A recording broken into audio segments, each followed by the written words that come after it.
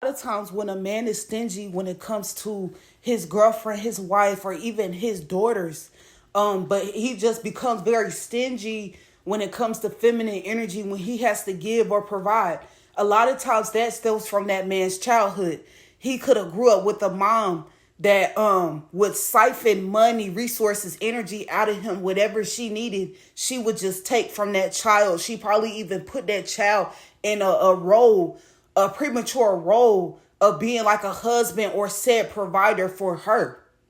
So what happens with these men is they're brought up their whole life being taken from by, like I said, women, whether it's a mom, grandma, or sisters, whatever, because men are seen as providers. Men are seen as like, it's okay to take from men. That's why a lot of these niggas be stingy as hell, which I get it to a certain extent, but this is where the problem comes in at.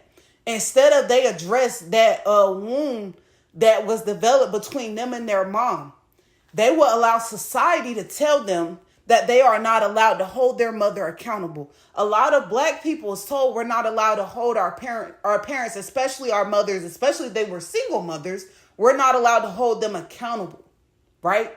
So what these men do is they will conform to society's roles and standards, whatever, and they will keep their mother on this pedestal and hide this secret resentment and hatred for their mom, but it will come out in this man's romantic relationship. So if he starts getting women pregnant, if he has baby mothers or a girlfriend or a wife, he will then be very stingy and withhold support and help, especially financially, to that woman, that wife, that daughter. And it's because he's still holding in that resentment and anger towards his mom that society told him that he was not allowed to express, or that he would be seen as disrespectful. So he just decided to bottle all that up and save that for, like I said, his wife and his daughter, or his girlfriend, his baby mamas, whatever.